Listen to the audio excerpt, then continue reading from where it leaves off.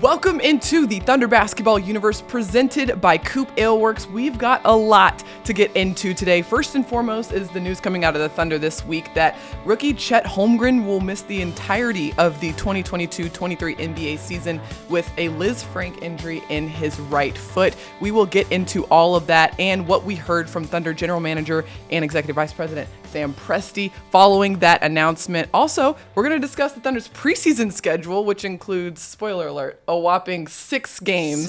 Going to be a lot of opportunity to see these Thunder players in action before the regular season starts. And then we will also get into some FIBA action that's been going on for some of the Thunder players so far this offseason. But Nick, let's start with this Chet news. Obviously, very disappointing for Chet and his rookie season, but after talking to and hearing Sam Presti talk about this following that announcement, there seems to be a lot of optimism for several reasons, right? The prognosis, the folks that are around him, and Chet's response to this so far. Yeah, late last week, we had the opportunity to talk to Thunder General Manager, Executive Vice President Sam Presti. He said that Holmgren's surgery would come very shortly. That did happen this week, actually just right before we press record here today. So good to see that surgery happened successfully for Chet Holmgren on that Liz Frank injury in his right foot. From what we understand, from what Sam told us, fully expected to make a full recovery. Right. This should not bleed into next season whatsoever, according to Presti as well. So kind of a clean situation where he is going to miss the entirety of this season. But as we'll continue to talk about, there are a number of key takeaways from Sam Presti's message, and one of them is this will not be a lost season for Chet, and it most certainly will not be a lost season for the Thunder. This whole thing that the Thunder has going on is not hinged on one player, one season, and Chet Holmgren's career is not hinged on one season either. He will join a list of a number of prime-time NBA players who have missed their rookie seasons and come back to have sensational careers, and join a list of guys who have had Liz Frank injuries both in the NBA and in the NFL, where this injury is quite more common, who have come back and played well as well after. Yeah, Nick, let's get into the injury itself and kind of the prognosis about it, because as someone who has lived, breathed, and eaten basketball their entire life, Liz Frank is not a name that I heard very often growing up or playing the sport. So this is typically an injury that happens among football players very commonly. And Sam Presti was very, very, specific about this was a tendon rupture and not a fracture. This was an acute injury, not a contact injury. Right. Yeah. This happened specifically in a moment in a game that Chet Holmgren was playing in a league that was sanctioned by the NBA. As you mentioned, this is very common in the NFL. I used to work previously for the New York Jets and your hometown Tennessee Titans before coming to the Thunder. And so this was an injury that we saw quite frequently in the NFL from players. You often saw players make full recoveries and come back and play just as strong, if not better, than they had in years past. So as you mentioned, this is the mechanism of it was just that Chet Holmgren's foot was positioned in a certain way when contact was made with it in that acute injury situation, and the tendon ruptured there, and so surgery was required. It did happen, and now we're looking at sort of a year to recover, to rehab, and to get himself really acclimated with the NBA, acclimated with the Thunder organization and his teammates, and probably most importantly, his new community, this place that he's going to call home for years to come. There have been several NBA players, and this leads to some of the optimism that we were discussing earlier, that have missed their rookie seasons and have come back and had incredible careers, namely some of the ones that Sam Presti mentioned, Joel Embiid, Ben Simmons, Blake Griffin, all of which are multiple-time All-Stars now. And so there's a lot of optimism that, the prognosis of this injury, Chet's going to come back, like you're saying, be able to come back for the next season ready to go, stronger than ever. But this also gets into the response that we've seen from Chet so far. And from what Sam Presti was saying, because he spent a lot of time with Chet, obviously being able to, go consult with foot specialists. They consulted with about 3 foot specialists just across the country. And so in that time, getting a chance to talk to Chet and be around Chet, hearing all of this, disappointing news, he said, Chet is still the absolute right guy for us. Yeah, very eager to attack this rehab process in a mature way. I mean, for a guy that's only 20 years old, according to Presti, really great head on his shoulders in terms of understanding, this is a setback for the time being, but it's just a setback, and it's not something that's going to have to define him moving forward. And it's also something that he can work around. So as Sam Presti reported, Chet Holmgren's already lifting. He's doing non-weight bearing shooting on the floor already. So these are opportunities for Chet to actually continue to grow as a player, continue to learn more about himself as a player, learn about the team, learn about the NBA, as we've talked about. And he's also going to have somebody, and this is something that Sam Presti mentioned, somebody in Nick Collison who also went through something very similar. Nick, if you may remember, missed his entire rookie year because he had shoulder surgery on both shoulders back in Seattle, missed that rookie year, came back the next year, and with the help of some staff around him, was able to have a really nice real rookie year, which was technically his second year after college. And so having Nick Collison on the staff should be of a great support system for Chet. I expect that when Chet does come back, he will have taken advantage of this time that he has, to really hone in on learning this team, learning the community, but also, lifting weights and getting in the gym and working, fine-tuning things that, he wouldn't be able to do or fine-tune if he was, playing 82 games, right?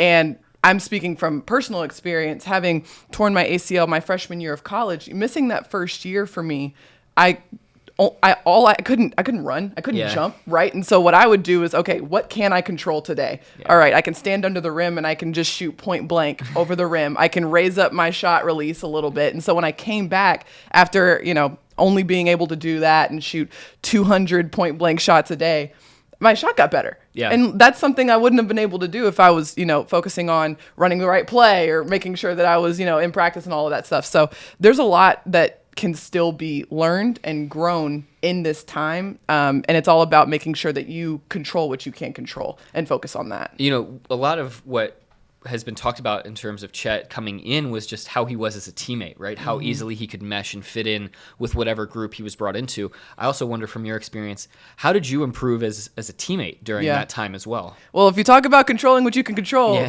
being on the sidelines, you can't play. So the only thing I could bring to the table was my voice, right? And the energy that I was able to bring to my team. So was I the loudest one on the bench? Absolutely. Was I the one hyping up my teammates? 100%. And honestly, that was really fun for me. Like, I enjoyed that, and I felt more connected to my teammates because obviously my teammates are super supportive for me too. And so still feeling super ingrained and engaged with the team.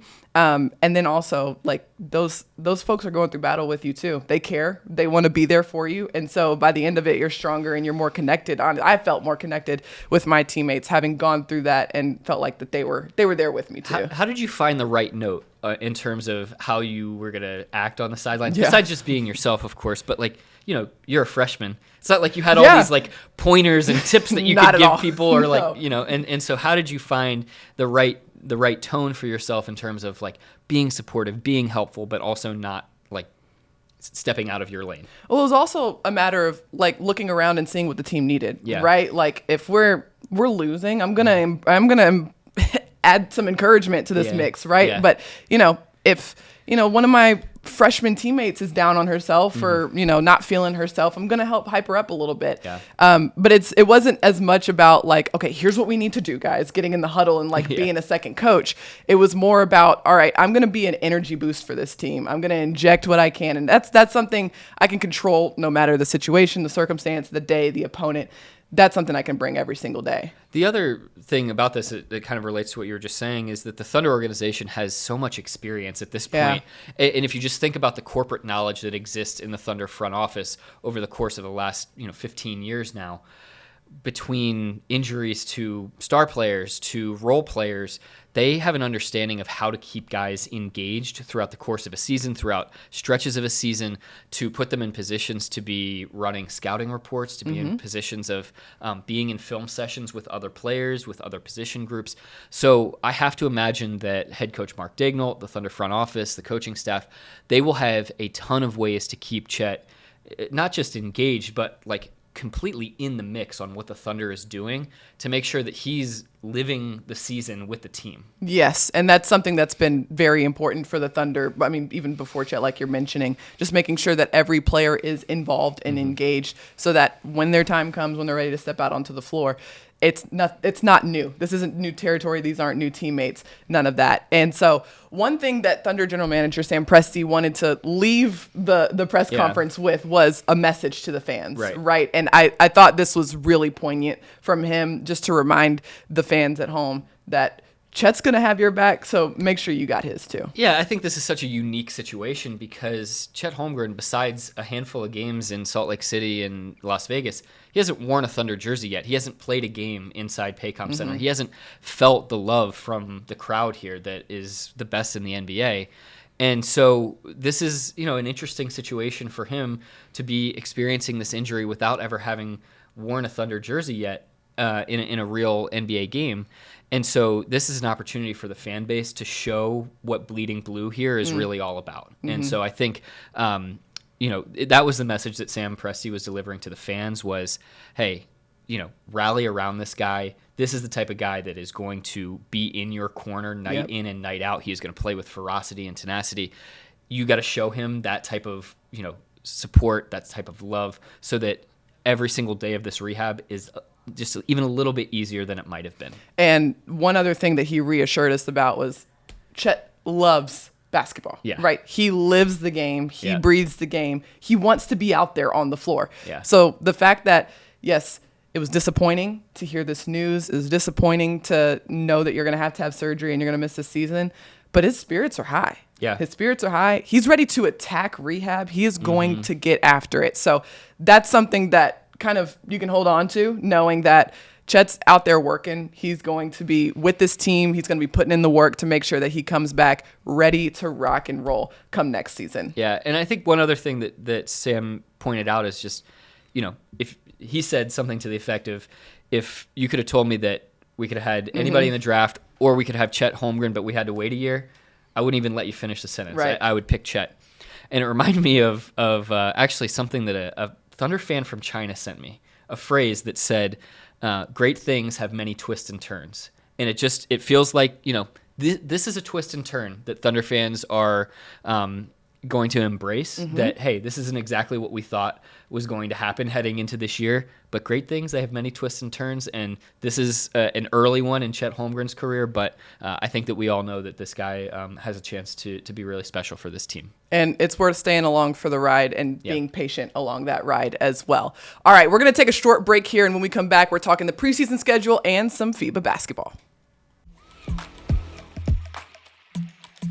COOP Ale Works is the proud sponsor of Thunder Basketball Universe. Brewers of the fan favorites F5 IPA and 99-calorie Ice Chest IPA. You'll find those and many more COOP beers at retailers across Oklahoma. Learn more at CoopAleWorks.com. If there's one thing I could say to our fans, I think this is important. This is Chet's first experience really in Oklahoma City. And I think that it's a very special place to play. And I would just tell our fans, let them know that you care. Let them know that you have his back, because this is the type of guy that's going to have your back, and he's going to have your back for a long time. And I kind of, in a weird way, the way the relationship is starting between him and the fans is, Chet hasn't made a basket for this team yet. So, I think our fans being supportive of him and showing what it's really like to play here and why it's such a special place to play, without even having put the ball in the basket yet. I think that's pretty unique. And so I would just say, let him know that you care. Let him know you have his back, because he's going to have yours. Well, we've already discussed the regular season schedule for this season with Mr. Matt Pinto and Michael Cage. If you hadn't seen that podcast, go back and check it out. A lot of great stuff coming out of there. But recently, this past week, actually, the Thunder announced their preseason schedule, which includes 6 games. Yeah. Nick, you have been covering this NBA for 10 seasons now. When's the last time you had 6 preseason games? I think the last time we had 6 was 2012, 2013, Wow. that time period, I think. It's been a long time since we've had this many preseason games. But I think, this is a perfect opportunity for some of these young players at this life cycle stage of the organization to have that many tune-ups. You also have, opportunities for roster decisions to be made. Like, this is a great chance. And if you look at the schedule, the first game at Denver is not long after training camp begins. Right. I think basically a week after training camp begins. So you have an opportunity almost right away to get out there and start playing in games and start seeing what these guys really look like out on the floor, what gains they made over the course of the summer. Yep, there is no better practice than just getting out there on the floor and playing. So let's go through the schedule really quickly. It also includes 2 international games. That's cool. We'll get into those. The first one, like you were saying, at Denver on October 3rd. Then the Thunder returns back to Oklahoma, but takes their talents to Tulsa to play at the BOK Center, their annual game at the BOK Center. That'll be against Dallas. And then the Thunder stays at home for 2 more games. Those 2 games are going to be against the Adelaide 36ers, Josh Giddey's former NBL team, and then also Maccabi out of Israel. And then the Thunder hits the road for the final 2 games of the preseason. They will take on Detroit at Detroit and then San Antonio. That game is going to be on Bally Sports, Oklahoma. So like you're saying, a lot of great opportunities for this group to just get out there and work, put in some work this preseason. What about this preseason schedule stands out to you the most? Well, I just think the 2 home games, the 2 true home games at Paycom Center being the international teams, I think is really cool. This is an opportunity for fans to come see players that they will never see on TV. Yeah. That they'll never see come through come through Paycom Center ever again. And so this is a really cool chance to see a totally different style of basketball. We've learned so much about the NBL from guys like Josh Giddey, from guys like Ousmane Dieng, who have come in, Terrence Ferguson, who played here as well. So to get to see that sort of rough and tumble physical style up close and personal with Adelaide, and then also to see a totally different brand of basketball from Maccabi and Israel. This is a powerhouse in that part of the world. So to have them come in as well, really, really cool. And then I also think, the Tulsa game, you got to love going up to the BOK Center. Paris, correct me if I'm wrong. Was that your very first ever game? Yes. That you covered for the Thunder? Yes, it was. Okay. And I remember it vividly because my eyes were about this big trying to figure out, where I'm going, what I'm doing, and how it's supposed to be done. So thank you for being there with me, guiding me through that Paris night. Paris had that courtside seat that night, and I just remember her just in awe. I can't believe that I'm watching this NBA team up close and personal in the second row. Also, I was in awe about how fast Nick Gallo is typing on the sidelines. Just keep an eye on Nick Gallo in some of these games. You'll just see him feverishly typing on the sidelines. I picked up some of those traits as well. We wear out these laptops. Yeah, we do. So what about you, Paris? What do you think from this schedule? Honestly, the thing that stands out to me, obviously those international games, but at Detroit, at San Antonio, that's going to be on the 11th and the 13th. It's kind of a regular season cadence here. And so you're going to get games that you've got one back-to-back, you've got the BOK Center, Dallas, and then you've also got that at 36ers game. So you've got a back-to-back in here. Things are ripping and running. And so it's going to be really interesting for me to see some conditioning from these guys. Yeah. This is, like you're saying, early in training camp. And so how much these guys have been working in the offseason to make sure that their lungs are ready for what's about to hit them. And then 6 games in 11 days. 6 games in 11 days, and you're starting in the Mile High City where, it's not good for the lungs. No. sometimes. Yeah, so it's a great chance to, and we remember last year the Thunder played Denver in the preseason and played them well. That's right. Played them well twice, actually. And so a great chance to get that first taste again against, and we'll see what Denver does in that game. But you've got the 2-time reigning MVP potentially playing in that very first preseason game, and then you follow with a number of games against a team like Dallas that went to the Western Conference Finals. Exactly. And you got the 2 international teams, and then you got 2 teams that are maybe sort of more at your life cycle stage of an organization in Detroit and San Antonio. Yeah. And that's really when guys are fighting, scrapping, and clawing. Exactly. And that's going to be one of the most beautiful parts of this beginning stages of the Thunder season. The Thunder has set this up where guys are earning the right to be Thunder players. Yeah. And I think that just takes you back to your roots of basketball where you've got to fight, scrap, and claw to make these teams and to earn the right to wear Oklahoma City across your chest. Yeah, and when you're talking about that, I think about those last two games, right? You've got Detroit, a super young team featuring, Jaden Ivey, Cade Cunningham. Yeah. And then you've also got San Antonio, who got 2 lottery picks this season as well. And so I'm thinking about the matchups with those two teams and knowing how hard young players play and, just how much energy they bring. Those are going to be really fun games to watch for multiple reasons. I mean, you think about San Antonio, I think about a guy like Josh Primo, who we saw a little bit last year, but year 1 to year 2, you got to imagine that, especially given what they have going on, he's going to be featured more for them. And so there's going to be also, just like with the Thunder, there's going to be all sorts of unraveling. You think about a guy like Jeremiah Robinson Earl heading into, his second season. There are all sorts of guys on both sides of the floor for a number of these teams kind of in the same stage of development that somebody's going to pop. And these are some of our early signs of who those guys might be. And the first taste of travel, right, yes. for these guys this season. A lot of young players on this roster, obviously 4 new faces this season and young guys. So this is going to be their first taste of just NBA lifestyle. And so seeing how they react to that, and we'll get a chance to talk to them, I'm sure, throughout that time. So seeing how they respond and what their perspective is going to be interesting too. Yeah, lots of practices, lots of games. Lots of wind needing to be picked up in the beginning going. Absolutely. Yeah. All right. You mentioned something earlier, talking about getting back to your roots. Okay. Yes, I'm going to take that as a transition into our next topic, which is some FIBA basketball that's been going on, and we've been keeping our eyes on it for a couple of reasons. And the first one is Shai Gilgeous-Alexander, and the second one is Theo Maledon, both of which have been representing their respective national teams this offseason. And let's start with Théo here, because this is him representing Team France in the FIBA World Cup qualifiers. He played 3 games, and this is just such an awesome opportunity for Théo to get out on the floor, but get out on the floor in meaningful games. Yeah, absolutely. I mean, the meaning is a huge part of this. This is a chance to represent your country across your chest. Yeah. I think we've seen over the course of time with NBA players who play, and American players who play for Team USA, that can be a transformative experience. I mean, you hear from players like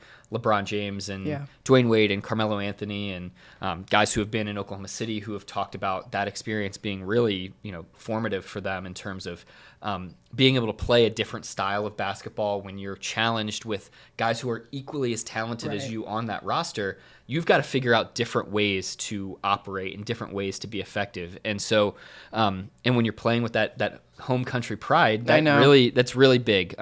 So I love this for Théo. I love him being put in some of these situations and also doing so in a role that is going to be somewhat similar to what he's going to be scrapping for at the NBA level too. Yeah, a little bit specialized and a little bit kind of, bringing the same thing to the table every single game. And the one thing that really stands out to me about FIBA specifically, obviously the rules are a little bit different. You're playing with a different basketball. You're flying all over the world in a lot of instances. And so it's a really different environment. Yeah. But you're still playing basketball, which is so beautiful. And we'll talk about that later. This is a beautiful game basketball is. But I think it also helps you kind of strip down kind of any of the pomp and circumstance, any of the things that, influence your game, right? You got to go out there and you got to ball, right? It's a 10-foot hoop and there are 5 guys on your team, 5 guys on their team, and you got to get after it. And so it kind of makes you get back to the roots of basketball a little bit. And in a lot of ways, it helps you hone your game a little bit more. And the reason I bring that up is because, playing in a NBA game, or for me, like playing in a college game under the bright lights and in front of, your standard crowd is one thing. But when you take that away, or you go play in an off-season league, or you go play like in an old park gym or something like that, like it's really Can you hoop? Yeah, it takes everything away. The systems are gone. The plays that are run specifically for you are gone. So it's all about, can you go out there and ball and still produce? Yeah, and I think for Théo is like, if you're getting 12 minutes, what are you doing with those 12 minutes? And that's the same question that's going to be asked of him come October, the games that we're talking about. It's not quite winter asking what you did last summer, as you said, but it is asking you, what are you going to do with these 12 minutes? And it's not, are you going to put up 12 points in 12 minutes? It's, are you going to be an effective cog in what this team can do? And can you react in real time to what the team needs on each given play, in each given sequence of plays. Can you find a way to be effective? And we've seen Théo do some of that. I mean, we've seen him put up a few little stat lines here in terms of like being able to inject himself and be efficient in some of those minutes with Team France. Yeah, and just going through some of his stats over the 3 games that he played in this qualifying round, he averaged about 16 minutes per game and put up about 12 points per game. Yeah. That's pretty efficient, shooting 50% from the field in those 3 games. So you see that efficiency shining through for Théo, which is really good to see. Yeah, that is somebody at his size with his level of like versatility at the guard spot, being able to inject that type of efficiency is going to be critical for him.